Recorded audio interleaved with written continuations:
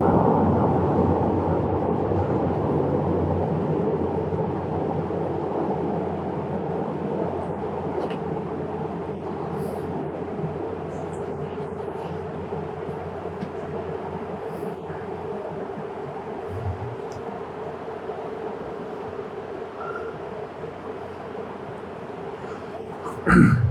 जाए तो कही भयो वाह। श्रीराज धरण की जय। श्री कृष्णाय नमः। श्री गोपी जन वल्लभाय नमः। श्रीमदाचार्य चरण कमलेभ्यो नमः। श्री गुसाई जी परम दयालुवे नमः। श्री गुरुभ्यो नमः। अथ मंगलाचरणम। चिंता संतान हंतारो यत्पादाम्बुजरेणवः स्वीयानां तान् निजाचार्यान् प्रणमामि मुहुर्मुहुः। यदनुग्रहतो जन्तुः सर्वदुःखातिगो भवेत् तमहं सर्वदा वन्दे श्रीमद्वल्लभनन्दनम्। अज्ञानतिमिरान्धस्य ज्ञानाञ्जनशलाकया चक्षुरुन्मीलितं येन तस्मै श्रीगुरवे नमः। नमामि हृदये शेषे लीलाक्षीराब्धिशायिनम्। लक्ष्मी सहस्रलीलाभिः सेव्यमानं कलाभिः। चतुर्भिश्च चतुर्भिश्च चतुर्भिश्च त्रिभिस्तथा षड्भिर्विराजते योऽसौ पञ्चधा हृदये मम। श्री गोवर्धन नाथ की जय। श्री कृष्णाय नमः। श्री गुरुभ्यो नमः। उपस्थित समस्त प्रियजन वल्लभीयजन वैष्णवजन, समस्त सनातन धर्मावलंबी आस्तिक जन, भगवत भक्त गौ भक्त राष्ट्र भक्त, मैं गोस्वामी गोविंद फेसबुक लाइव एवं यूट्यूब पे भी हमारे साथ जुड़े हुए आप सभी प्रियजनों का हमारे श्रावण सत्संग क्रम में दशम स्कंध की कृष्ण चरितामृत में मैं आपका खूब खूब स्वागत करता हूँ। जिस प्रकार स्वांत सुखाय तुलसी रघुनाथ गाथा श्री तुलसीदास जी गाते हैं, उसी प्रकार मैं और आप यहाँ एकत्रित होकर भगवत कृपा से श्री बालकृष्ण और श्री दाऊदयाल प्रभु के दिव्य सन्निधान में श्री गोसाई जी के इस घर में अपन यहाँ कृष्ण लीला का चिंतन कर रहे हैं। थोड़े थोड़े दिनों में हमारे साथ नए नए हमारे श्रोता जुड़ते हैं, इसलिए ये कहना जरूरी है कि अभी हम स्वतंत्रतया केवल वल्लभ मतानुसारी अभिप्राय और कथाक्रम से नहीं चल रहे हैं, परंतु जो अभी उपलब्ध है ऐसा गीता प्रेस गोरखपुर द्वारा जो श्लोक क्रम और अनुवाद क्रम प्राप्त होता है, उससे हम कृष्ण कथा का यहाँ चिंतन मात्र कर रहे हैं। इसका मनन निधिध्यासन और प्रपठन वारंवार भगवत शास्त्र आज्ञाय विचार्य च पुनः पुनः इस महाप्रभु जी की आज्ञा अनुसार आवश्यक है। इसलिए आचार्य चरण से इतर भी क्या अर्थ सामान्य तौर पर लोगों ने किए हैं, जिनमें कहीं न कहीं भावार्थ और गूढ़ार्थ उतना नहीं पहुंचा है जहां तक श्रीमद आचार्य चरण की दृष्टि पहुंची है। तो अभी जहां तक ये हमको दिखा पा रहे हैं वहां तक हम कृष्ण कथा का दर्शन कर रहे हैं। आज हम दशम स्कंद के 18वें अध्याय पे पहुंचे हैं। ये प्रलंबासुर के उद्धार का अध्याय है। यहाँ पे श्री सुखदेव जी अध्याय का प्रारंभ कर रहे हैं। अथ अष्टादशोऽध्यायः। श्री शुक उवाच अथ कृष्णः परिवृतौ ज्ञातिभिर्मुदितात्मभिः अनुगीयमानो न्यविशत् व्रजं गोकुलमण्डितम् व्रजे विक्रीडितोरेवं गोपालच्छद्म मायया ग्रीष्मो नामर्तुरभवन नातिप्रेयान् शरीरिणाम्। श्री सुखदेव जी कथा का प्रारंभ करते हुए इस अध्याय का आप आज्ञा कर रहे हैं परीक्षित। अब आनंदित स्वजन संबंधियों से घिरे हुए एवं उनके मुख से अपनी कीर्ति का गान सुनते हुए श्री कृष्ण ने गोकुल मंडित गोष्ठ में प्रवेश किया। 17वें अध्याय के अंतिम चरण में प्रभु के द्वारा दावानल पान का पहला क्रम हमने पढ़ा। प्रभु इस कथा में दशम स्कंद में 2 बार दावाग्नि का पान करते हैं, जिसमें पहली बार प्रभु ने ये कालीय नाग के उद्धार के बाद प्रथम बार किया और इसके बाद आपने गोकुल में प्रवेश किया। इस प्रकार अपनी योग माया से ग्वाल बाल सा वेश बनाकर राम और श्याम ब्रज में क्रीड़ा कर रहे थे। उन दिनों ग्रीष्म ऋतु थी। यह शरीरधारियों को बहुत प्रिय नहीं है। सच वृंदावन गुणैर वसंत इव लक्षितः यत्रास्ते भगवान साक्षात रामेण सह केशवः। और यहाँ कह रहे हैं परंतु वृंदावन के स्वाभाविक गुणों से वहाँ वसंत की ही छटा छिटक रही थी। इसका कारण था वृंदावन में परम मधुर भगवान श्याम सुंदर श्री कृष्ण और बलराम जी निवास जो करते थे। यहाँ कह रहे हैं यत्र निर्झर निल्लाद निवृत्त स्वन झिल्लिकम शश्वत शीकरज जीर्ष द्रुम मंडल मंडितम। कह रहे झिंगुरों की तीखी झंकार झरनों के मधुरे झरझर में छिप गई थी। उन झरनों से सदा सर्वदा बहुत ठंडी जल की फुइयां उड़ा करती थीं, जिनसे वहां के वृक्षों की हरियाली ही देखने को बनती थी।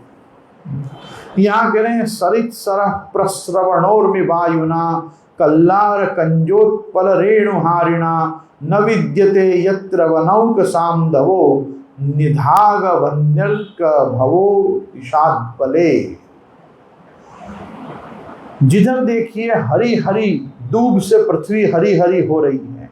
नदी सरोवर झरनों की लहरों का स्पर्श करके जो वायु चलती थी उसमें लाल पीले नीले तुरत के खिले हुए देर के लीले हुए कल्हार के उत्पल आदि अनेकों प्रकार के कमलों का पराग मिला हुआ था। इस शीतल मंद और सुगंध वायु के कारण वनवासियों को गर्मी का किसी प्रकार भी क्लेश नहीं सहना पड़ता था। न दावाग्नि का ताप लगता था और न तो सूर्य का ही घाम लगता था।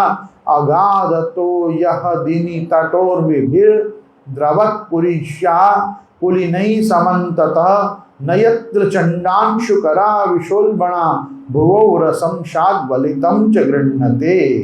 नदियों में अगाध जल भरा हुआ था। बड़ी बड़ी लहरें अनेक तटों को चूमा जाया करती थीं। वे उनके पुलिनों को टकराती और उन्हें स्वच्छ बना जाती। उनके कारण आसपास की भूमि गीली बनी रहती और सूर्य की अत्यंत उग्र तथा तीखी किरणें भी वहां की पृथ्वी और हरी हरी घास नहीं सुखा सकती थी। चारों ओर हरियाली ही हरियाली थी। ऐसे वन में ये कह रहे हैं वनम कुसुमितम श्रीमन नदचित्रम मृगद्विजम गायन मयूर भ्रमरम कूजत कोकिल सारसम क्रीडिष्यमाणस्तत् कृष्णो भगवान बल संयुतः वेणुम विरणयनन गोपैर गोदनई संवृतो विशत। आज्ञा कर रहे हैं सुखदेव जी के उस वन में वृक्षों की पांत फूलों से लद रही थी। जहां देखिए वहीं से सुंदरता फूटी पड़ी थी। कहीं रंग बिरंगे पक्षी चहक रहे थे तो कहीं तरह तरह के हिरन चौकड़ी भर रहे थे, कहीं मोर कूक रहे थे तो कहीं भौरें गुंजार कर रहे थे, कहीं कोयलें कुहक रही थीं और कहीं सारस अलग ही अपना आलाप छोड़े हुए थे। ऐसा सुंदर वन देखकर श्याम सुंदर श्री कृष्ण और गौर सुंदर बलराम जी ने उसमें विहार करने की इच्छा की। आगे आगे गौएं चली, पीछे पीछे ग्वाल बाल। और बीच में अपने बड़े भाई के साथ बांसुरी बजाते भगवान कृष्ण ने ऐसे वन में प्रवेश किया। प्रवाल बरहस्तवकस्त्र धातुकृत भूषण राम कृष्णादयो गोपा नृतुर्युधुर्जगुः कृष्णस्य नृत्यतः केचित् जगुः केचित् वादयन् वेणुपाणितलैः शृङ्गे प्रशंस सुरथापरे। राम श्याम और ग्वाल बालों ने नव पल्लव मोर पंख के गुच्छे सुंदर सुंदर पुष्पों के हार गेरू आदि रंगीन धातुओं से अपने आप को भांति भांति से सजा लिया। फिर कोई आनंद में मग्न होकर नाचने लगा तो कोई ताल ठोककर कुश्ती लड़ने लगा और किसी किसी ने राग आलापना शुरू कर दिया। जिस समय श्री कृष्ण नाचने लगते उस समय कुछ ग्वाल बाल गाने लगते और कुछ बांसुरी तथा सींग बजाने लगते, कुछ हथेली से ही ताल देने लगते और तो कुछ प्रभु की वाणी सुनकर वाह वाह करने लगते। और यहाँ कह रहे हैं गोप जाति प्रतिच्छन्नो देवा गोपाल रूपिण ईडिरे कृष्ण रामौच नटा इव नटम नृप। परीक्षित, उस समय नट जैसे अपने नायक की प्रशंसा करते हैं वैसे ही देवता लोग ग्वाल बालों के रूप धारण करके वहां आते और गोप जाति में जन्म लेकर छुपे हुए बलराम और श्री कृष्ण की स्तुति करने लगते। इस समय यहाँ पे देवता लोग भी अपना रूप बदलकर और अलग अलग प्रकार के छोटे छोटे ग्वाल बाल बन के प्रभु के साथ ये क्रीड़ा करने के लिए ऐसे वन में आया करते थे।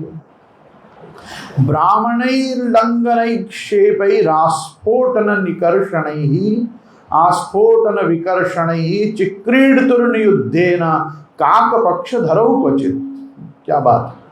घुंघराली अलकों वाले श्याम और बलराम कभी एक दूसरे का हाथ पकड़कर कुम्हार के चाक की तरह चक्कर काटते, घुंघरी पेड़ते लेते, कभी एक दूसरे से अधिक फांद जाने की इच्छा से कूदते, कूड़ी डांकते, कभी कहीं होड़ लगाकर ढेले फेंकते तो कभी ताल ठोक ठोक कर रस्साकसी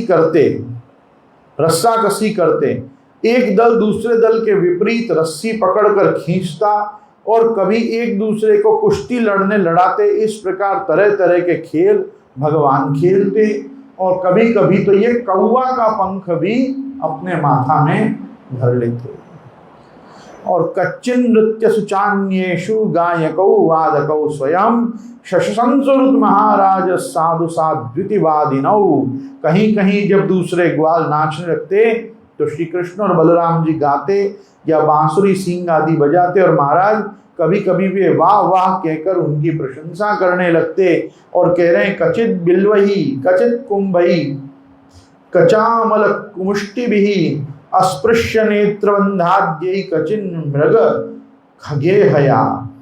कभी एक दूसरे पर बैल जायफल आंवले के फल हाथ में ले लेकर फेंकते, कभी एक दूसरे की आंख बंद करके छिप जाते और पीछे से ढूंढते। इस प्रकार आंख मिचौनी खेलते, कभी एक दूसरे को छूने के लिए बहुत दूर तक दौड़ते रहते और कभी पशु पक्षियों की चेष्टाओं का प्रभु अनुसरण करते। और कचित दर्दुरप्लावैर विविधैरुपहासकैः कदाचित स्पंदोलिकया कहिर्चिन निर्वचेष्टया। वाह। कहीं मेंढकों की तरह फुदक फुदक कर चलते तो कभी मुंह बना बना कर एक दूसरे की हंसी उड़ाते, कहीं रस्सियों से वृक्ष पर झूला डालकर झूलते तो कभी दो बालकों को खड़ा करके उनकी बाहों के बल पर ही लटकने लग जाते, कभी किसी राजा की नकल करने लगते और राजलीला दिखाते। एवं तौ लोक सिद्धाभिः क्रीडाभिश्चेरुतिर्वनैः नद्यद्रिद्रोण कुंजेषु काननेषु सरस्सु च। और फिर यहाँ कह रहे हैं इस प्रकार राम और श्याम वृंदावन की नदी पर्वत घाटी कुंज वन और सरोवरों में भी वे भी खेल खेलते जो साधारण बच्चे संसार में खेला करते हैं। अब कह रहे हैं एक दिन क्या हुआ भाई। कह रहे हैं पशंश्चारयतोर गोपैस्तद्वनै राम कृष्णयोः गोप रूपी प्रलंबो गाद असुरस्तज्जिगीर्षया। तज्जिहीर्षया। एक दिन जब बलराम और श्री कृष्ण ग्वाल बालों के साथ उस वन में गौएं चरा रहे थे, तब ग्वाल के वेश में आज कोई देवता नहीं आया, प्रलंब नाम का एक असुर आया। उसकी इच्छा थी कि मैं श्री कृष्ण और बलराम को हर के ले जाऊं। तम विद्वान विदाशार हो भगवान सर्वदर्शनाम अन्वमोदत तत्सख्यम वदम तस्य विचिंतयन्। भगवान श्री कृष्ण सर्वज्ञ हैं, वे उसे देखते ही पहचान गए, फिर भी उन्होंने उसका मित्रता का प्रस्ताव स्वीकार कर लिया। वे मनी मन यह सोच रहे थे कि किस युक्ति से इसका वध करना चाहिए।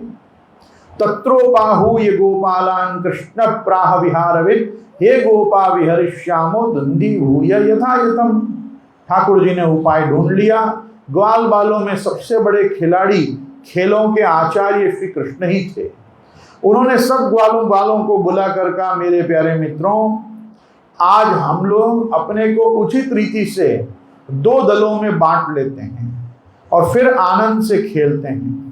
क्या करेंगे आनंद से बांट के?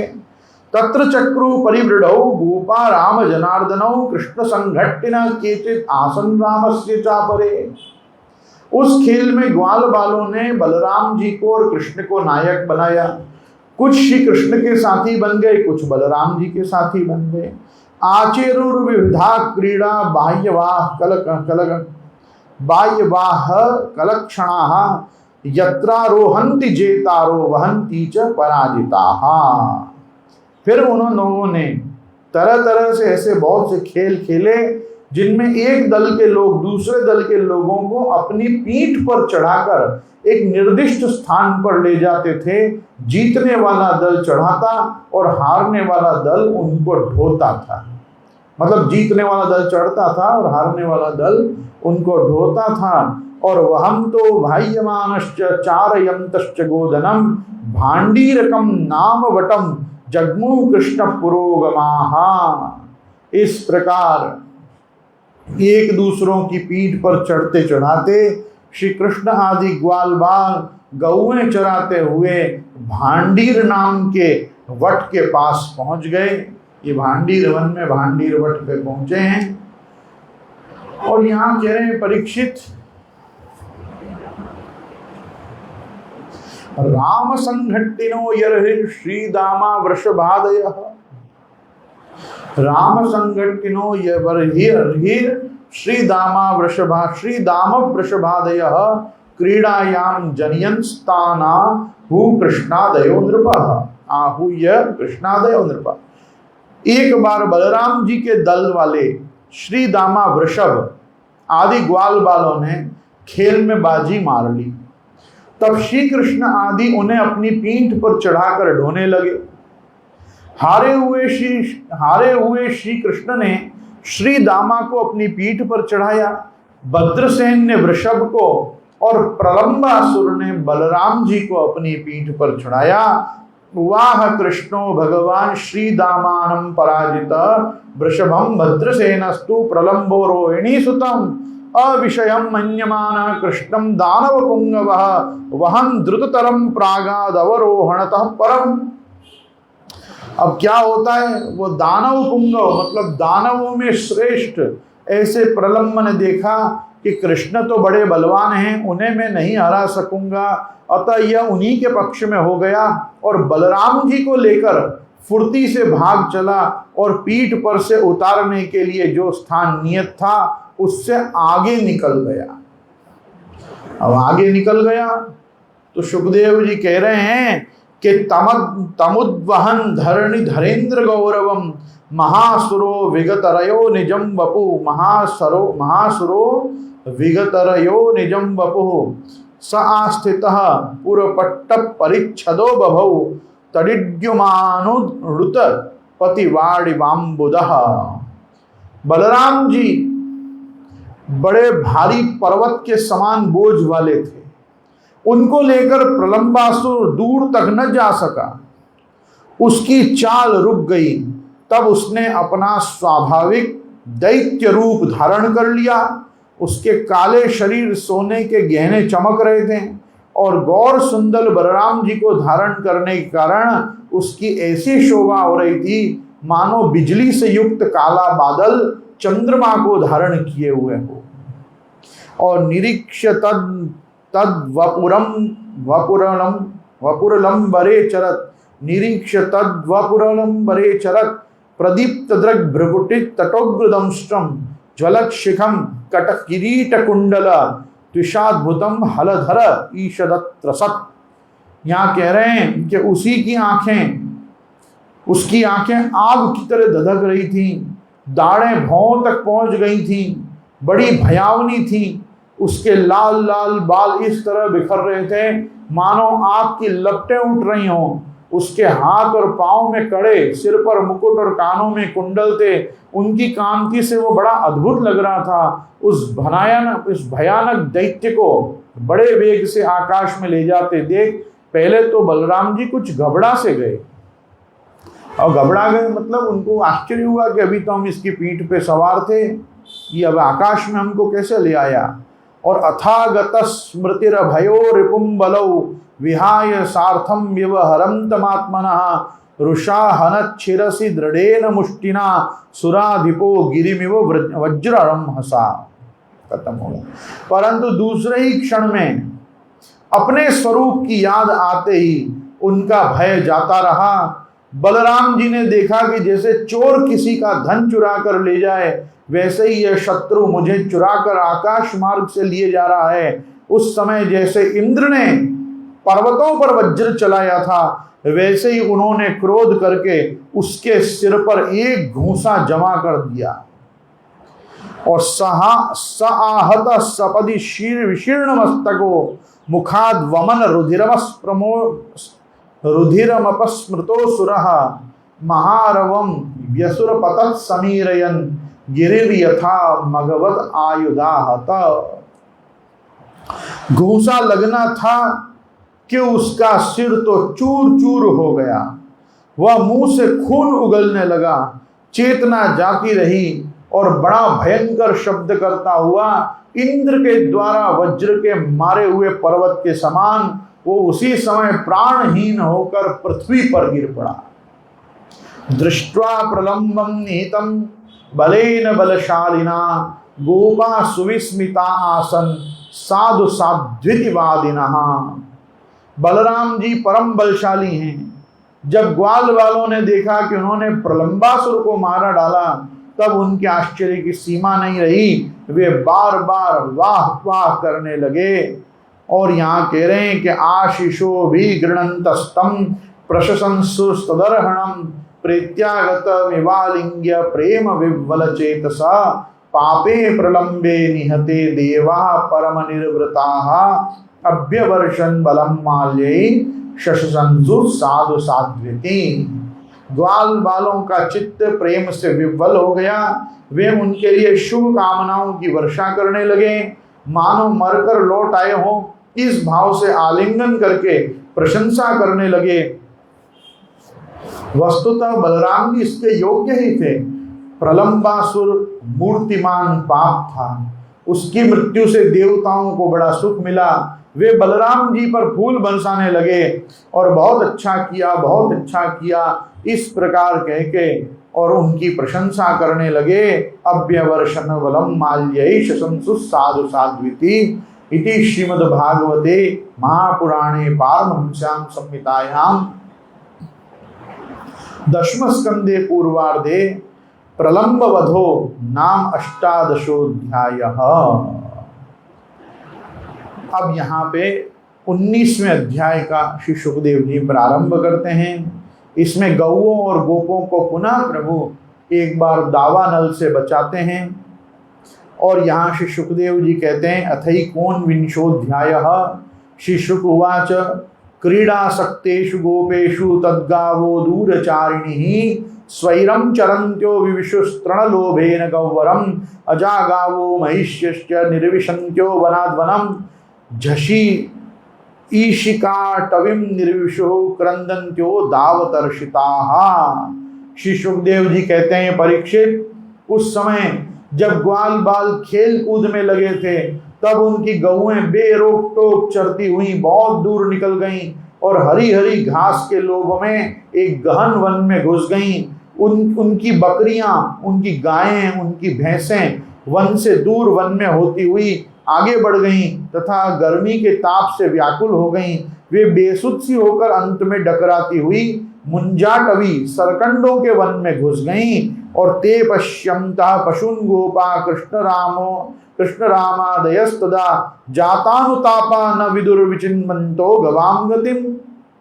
जब श्री कृष्ण बलराम आदि ग्वाल बालों ने देखा कि हमारे पशुओं का तो कहाँ पता ठिकाना ही नहीं है, तब उन्होंने अपने खेल कूद पर बड़ा पछतावा हुआ और वे बहुत कुछ खोजबीन करने पर भी अपनी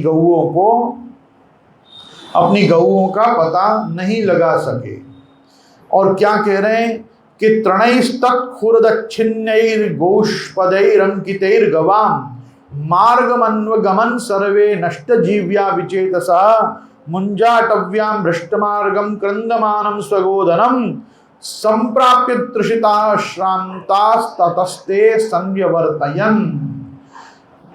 गौएं ही तो ब्रजवासियों की जीविका का साधन हैं, उनके न मिलने से वे अचेत से हो रहे थे। अब वे गौओं के खुर और दांतों से कटी हुई घास तथा पृथ्वी पर बने हुए खुरों के चिन्हों से उनका पता लगाते हुए आगे बढ़ने लगे। अंत में उन्होंने देखा कि उनकी गौएं तो मुंजाटवी के रास्ता भूलकर डकरा रही हैं। उन्हें पाकर वे लौटाने की चेष्टा करने लगे और जैसे ही चेष्टा करने लगे उस समय वे एकदम थक चुके थे। उन्हें प्यास भी बहुत जोर से लगी हुई थी और इससे व्याकुल हो रहे थे। उनकी यह दशा देखकर भगवान श्री कृष्ण अपनी मेघ के समान गंभीर वाणी से नाम लेकर गौओं को पुकारने लगे। गौएं अपने नाम की ध्वनि सुनकर बहुत हर्षित हुई। वे भी उत्तर में हुंकार करती हुई रंभाने लगी। ता आहुता भगवता मेघ गंभीर या गिरा स्वनाम नाम निनदम श्रुत्वा प्रतिनेदु प्रहर्षिता। गायों ने भी अपना नाम सुना तो प्रति उत्तर दिया। और यहाँ कह रहे हैं कि ततः समन्ताद् वन धूम केतुर यदृच्छयाभूत क्षयकृत वनौकसाम समीरित सारथिनोल्बणोन्मुखैर्विलेलिहान स्थिर जंगमान। परीक्षित, इस प्रकार भगवान उन गायों को पुकार ही रहे थे कि वन में सब ओर अकस्मात दावाग्नि लग गई, जो वनवासी जीवों का काल होती है। साथ ही बड़े जोर जोर की आंधी चलकर उस अग्नि के बढ़ने में सहायता देने लगी। इससे सब ओर फैली हुई वह प्रचंड अग्नि अपनी भयंकर लपटों से समस्त चराचर जीवों को भस्मसात करने लगी। तमा पतंतम परितो दवाग्निम गोपाश्च गाव प्रसमिश्च भीता ऊचुश्च कृष्णम सबलम प्रपन्ना यथा हरिम मृत्यु भयार्दिता जना। जब ग्वालों और गौओं ने देखा कि दावानल चारों ओर से हमारी ओर बढ़ता जा रहा है, तब वे अत्यंत भयभीत हो गए।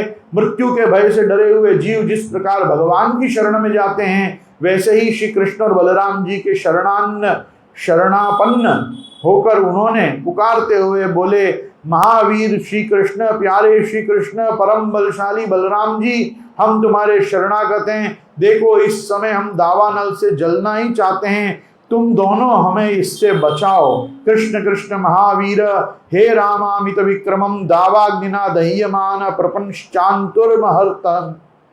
प्रपन्नान् स्त्रातुमर्हतः और ऊनम तद्बांधवा कृष्णम न चारहन्त्य वसीदुतुम वयम ही सर्वधर्मज्ञ त्वन्नाथास्त्वत्परायणाः।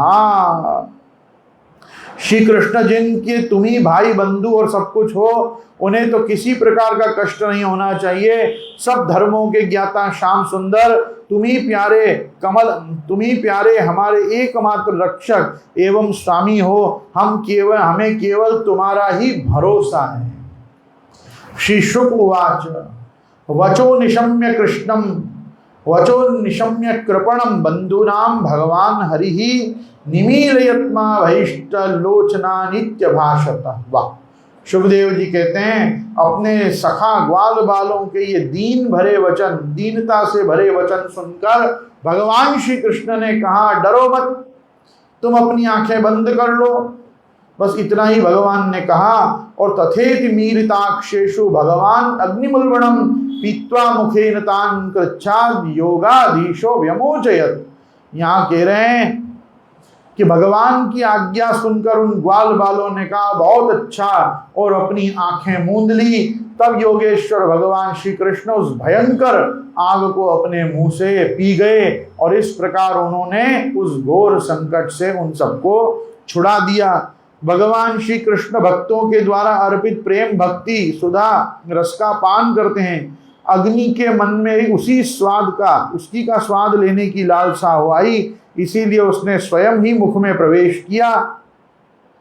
विषाग्नि, मुंजाग्नि और दावाग्नि तीनों का पान करके भगवान ने अपनी त्रितापान शक्ति, त्रितापनाश की शक्ति व्यक्त की। पहले रात्रि में अग्निपान किया था, दूसरी बार दिन में भगवान अपने भक्तजनों का ताप हरने के लिए सदा तत्पर रहते हैं। पहली बार सबके सामने और दूसरी बार सबकी आंखें बंद करा के श्री कृष्ण ने अग्निपान किया। इसका अभिप्राय यह है कि भगवान परोक्ष और प्रत्यक्ष दोनों ही प्रकार से भक्तजनों का हित करते हैं। प्रभु के अपन हित करते देखें तो भी करते हैं, उनको न देखो तो भी करते हैं। और यहाँ कह रहे हैं ततश्च ते क्षीण्योन्मील्य पुनर्भाण्डीरमापिता, ततश्च ते क्षीण्योन्मील्य पुनर्भाण्डीरमापिता निशाम्य विस्मिता आसन आत्मानं गाश्च मोचिता। इसके बाद जब ग्वाल बालों ने अपनी अपनी आंखें खोलकर देखा तब अपने को भांडीर वट के पास पाया। इस प्रकार अपने आप को और गौओं को दावानल से बचा देख वे ग्वाल बाल बहुत ही विस्मित हो गए। कृष्णस्य योग वीर्यम तद योग मायानुभावितम दावाग्नेरात्मनः क्षेमम वीक्ष्यते मेनिरे परम। श्री कृष्ण की इस योग सिद्धि तथा योग माया के प्रभाव को एवं दावानल से अपनी रक्षा को देखकर उन्होंने यही समझा कि श्री कृष्ण कोई परम देवता है। 2 श्लोक सुखदेव जी इस अध्याय में और कह रहे हैं और आज्ञा कर रहे हैं कि गा सन्निवर्त्य सायान्ये सह रामो जनार्दन वेणुं विरणयन् गोष्ठम् अगाध गोपैरभिष्टुता गोपीनां परमानंद आसीत् गोविंद दर्शने क्षणम युग शतमिव यासाम येन विना भवत। परीक्षित, सायंकाल होने पर बलराम जी के साथ भगवान श्री कृष्ण ने गौएं लौटाई और बंसी बजाते हुए उनके पीछे पीछे ब्रज की यात्रा की। उस समय ग्वाल बाल उनकी स्तुति करते जा रहे थे। इधर ब्रज में गोपियों को श्री कृष्ण के बिना एक एक क्षण 100 युग के समान हो रहा था। जब भगवान श्री कृष्ण लौटे तब उनका दर्शन करके वे परमानंद में मग्न हो गई। इति श्रीमद्भागवते महापुराणे पारमहंस्याम संहितायां दशम स्कंदे पूर्वार्धे दावाग्निपानम नाम एकविंशोऽध्यायः। अब यहाँ जो 20वां अध्याय है,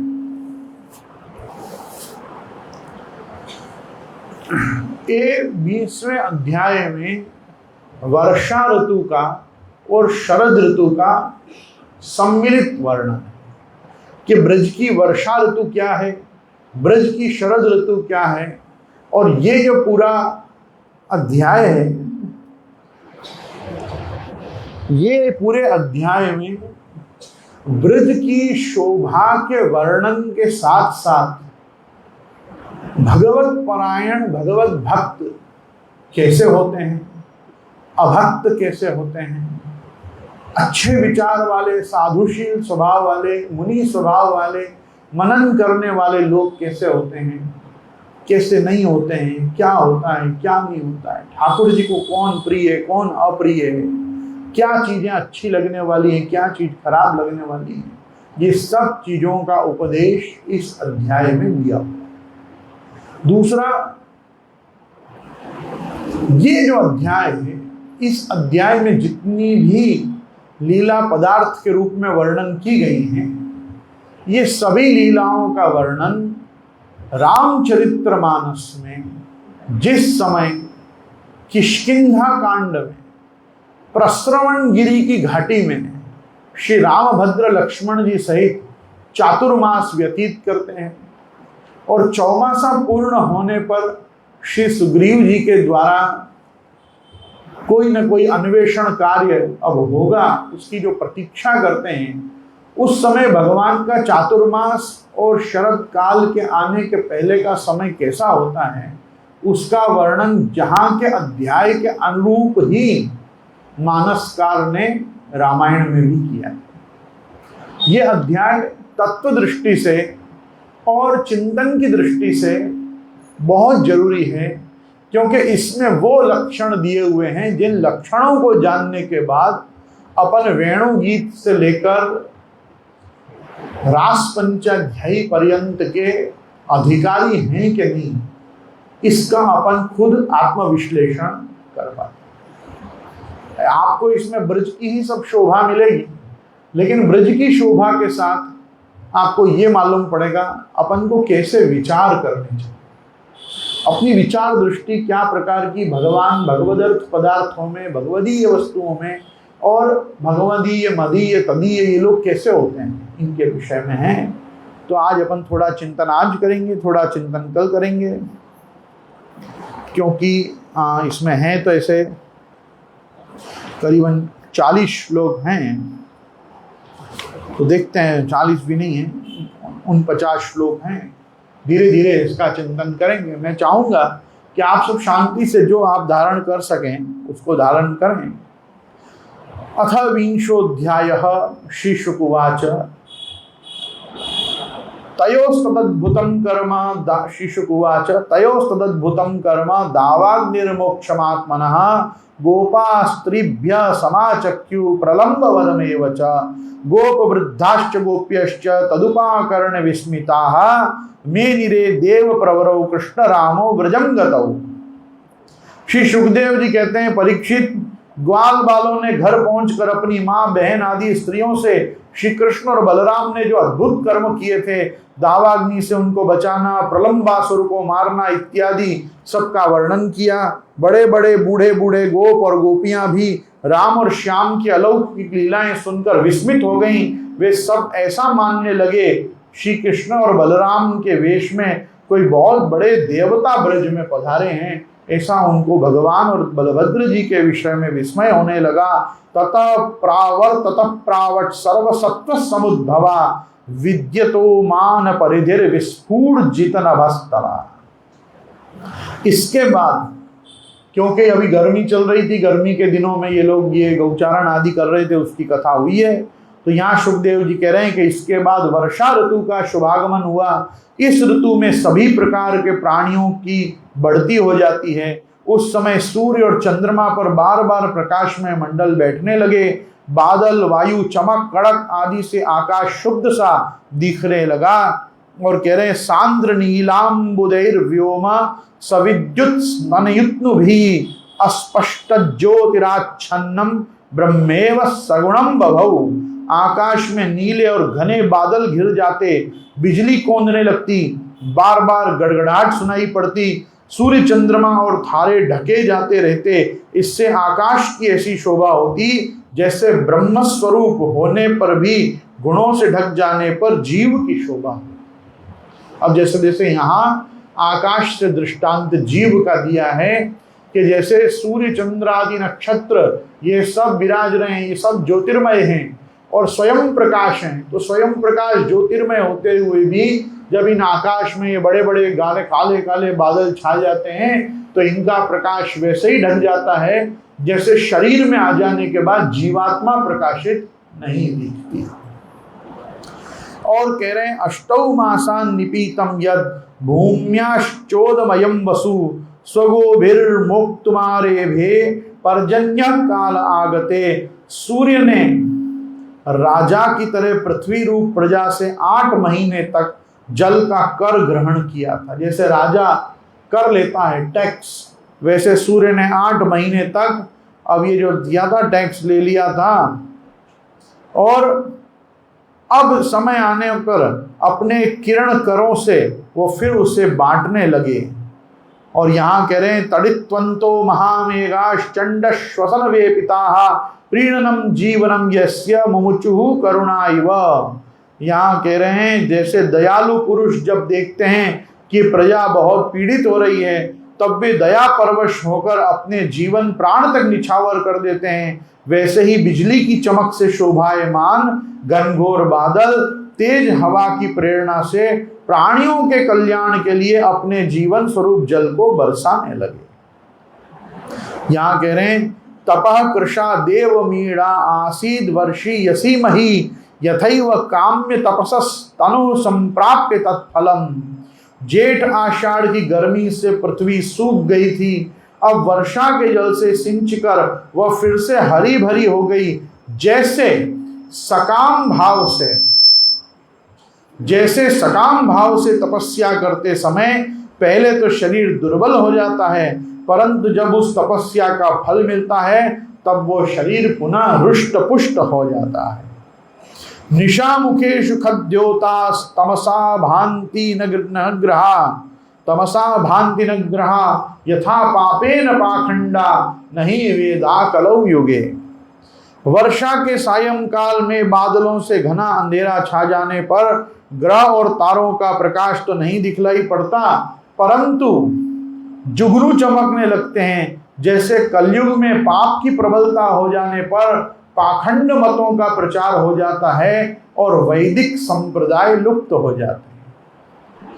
मतलब जैसे वैदिक संप्रदाय लुप्त हो जाते हैं और पाखंडी ही पाखंडी दिखते हैं, वैसे ही यहाँ ये इसकी शोभा बताते हुए बता रहे हैं। और फिर कह रहे हैं श्रुत्वा पर्जन्य निदम मंडूका विसर्जन गिरा तुष्टिम शयाना प्राग्यद्वद ब्राह्मणा नियमात्य। ये जो मेंढक पहले चुपचाप सो रहे थे अब वे बादलों की गर्जना सुनकर टर्र टर्र करने लगे, जैसे नित्य नियम से निवृत्त होने पर गुरु के आदेशानुसार ब्रह्मचारी लोग वेद पाठ करने लगते हैं।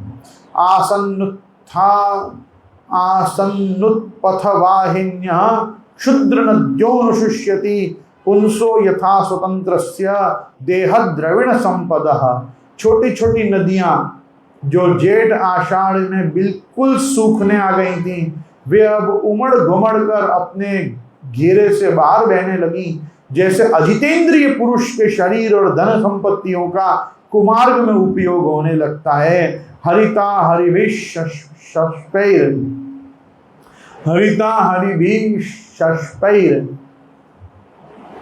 इंद्र गोपैश्च लोहिताः उच्छलीन्द्रकृतच्छाया नृणाम शीरिव भूरभुत। पृथ्वी पर कहीं कहीं हरी हरी घास हरियाली तो कहीं कहीं वीर बहुटियों की लालिमा और कहीं कहीं बरसाती छत्ते सफेद कुकर मुत्तों के कारण वह सफेद मालूम देती थी। इस प्रकार उसकी ऐसी शोभा हो रही थी मानो किसी राजा की रंग बिरंगी सेना हो रही हो। क्षेत्राणि सस्य संपद्भि कर्षकाणां मुदं ददुः धनिनां उपतापं च दैवाधीनम जानताम।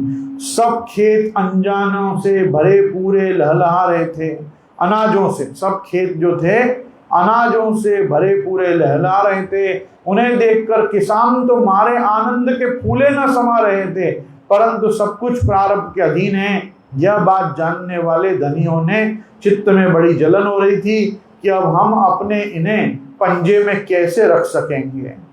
जलस्थलौकसः सर्वे नववारी निषेवया अभ्युद्रचिरं रूपम यथा हरि निषेवया। यहाँ कह रहे हैं नए बरसाती जल के सेवन से सभी जलचर और थलचर प्राणियों की सुंदरता बढ़ गई। जैसे भगवान की सेवा करने से बाहर और भीतर दोनों ही रूप सुगढ़ हो जाते हैं।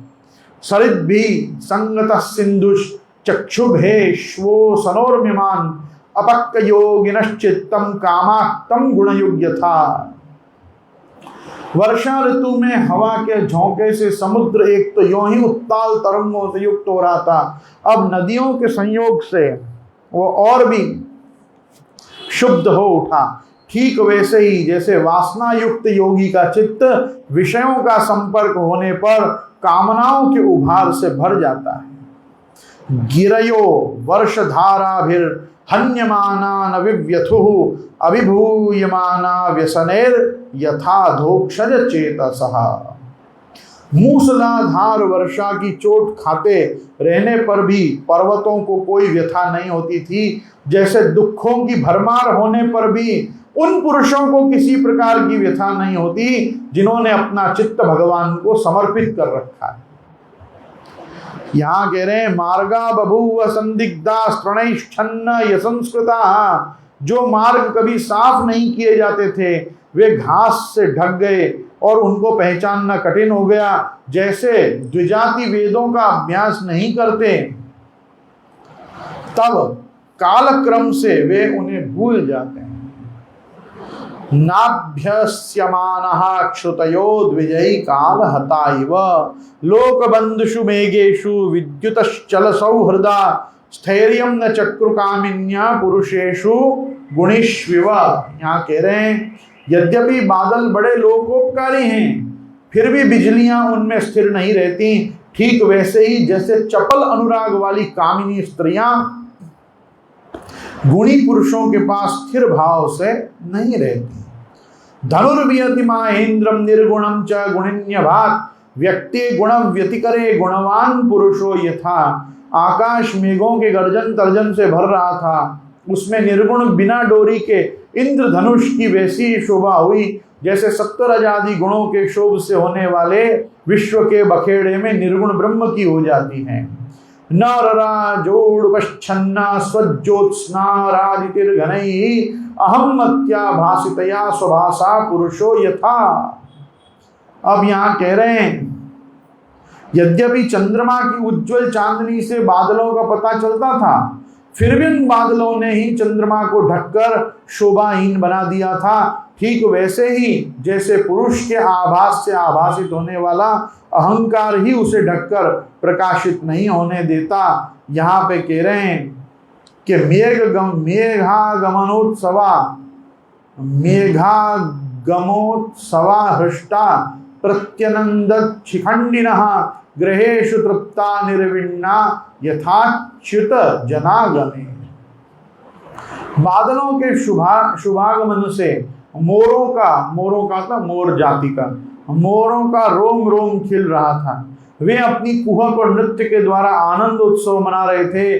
ठीक वैसे ही जैसे गृहस्थी के जंजाल में फंसे हुए लोग जो अधिकतर तीनों तापों से जलते और घबराते रहते हैं, भगवान के भक्तों के शुभागमन से आनंद मग्न हो जाते हैं।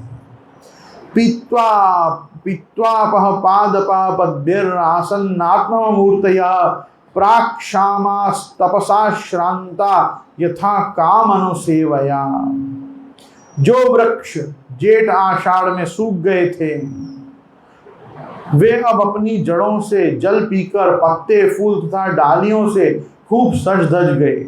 जैसे सकाम भाव से तपस्या करने वाले पहले तो दुर्बल हो जाते हैं परंतु कामना पूरी होने पर पुनः मोटे तगड़े हो जाते हैं। सरस्व शांत रोधस्तु युषुरंगापि सारसाः ग्रहश्वे शांत कृत्येषु ग्राम्या इव दुराशयाः। परीक्षित, तालाबों के तट कांटों कीचड़ और जल के बहाव के कारण प्राय अशांति हो रहे थे परंतु सारस एक क्षण के लिए भी उन्हें नहीं छोड़ते थे। जैसे अशुद्ध हृदय वाले विषयी पुरुष काम धंधों की झंझट में भी छुटकारा नहीं पाते फिर भी घरों में ही पड़े रहते हैं। जलो गैर निर्विद्यंता से तवो वर्षकीश्वरे पाखंडी नाम सद्वाद्वैर वेद मार्गा कलौ यथा। वर्षा ऋतु में इंद्र की प्रेरणा से मूसलाधार वर्षा होती है। इससे नदियों के बांध और खेतों की मेंढें टूट फूट जाती हैं। जैसे कलयुग में पाखंडियों के तरह तरह के मिथ्या मतवादों से वैदिक मार्ग की मर्यादा ढीली पड़ जाती है। व्यमुंचन वायुभिर्नुन्ना भूतेभ्योऽथा मृतं घनः यथा शिशो विश्वतपः काले काले द्विजेरिताः। वायु की प्रेरणा से घने बादल प्राणियों के लिए अमृतमय जल की वर्षा करने लगते। जैसे ब्राह्मणों की प्रेरणा से धनी लोग समय समय पर दान के द्वारा प्रजा की अभिलाषाएं पूर्ण करते हैं। यहाँ एवं वनम तद वर्शिष्टम पखर्जूर जम्बुमत गोपालैर्ऋतोरन्तुं सबलः प्राविशद हरिः। वर्षा ऋतु में वृंदावन इसी प्रकार शोभायमान और पके हुए खजूर तथा जामुनों से भरा हुआ था। उसी वन में विहार करने के लिए श्याम और बलराम ने ग्वाल बाल और गौओं के साथ प्रवेश किया। श्रीराज धरण की जय। कल से आगे अपन आगे का यह अध्याय पूरा करेंगे और वर्षा ऋतु के साथ अपन शरद ऋतु का भी अब वर्णन कल देखेंगे। मैं कल के टाइमिंग्स के विषय में बताना चाहता हूँ। कल का जो अपना सत्संग का क्रम है वो थोड़ा जल्दी का क्रम है, क्योंकि बाद में यहाँ तारिका बेटी जी के जन्म का अर्थात उनके जन्मदिन का सब प्रसंग यहाँ पाठशाला में ही होगा, तो अपन थोड़ा क्रम अपना जल्दी करेंगे। आजकल अपन 6 बजे से 6:45 या 7 बजे तक ये क्रम करते हैं। कल अपन 5:30 से 6:30 यहाँ पे अपनी कथा का क्रम करेंगे, ताकि 6:30 के बाद हम जन्मदिन के प्रसंग को पाठशाला सौंप सकें। कल हम 5:30 बजे एकत्र होंगे। श्री राज धरण की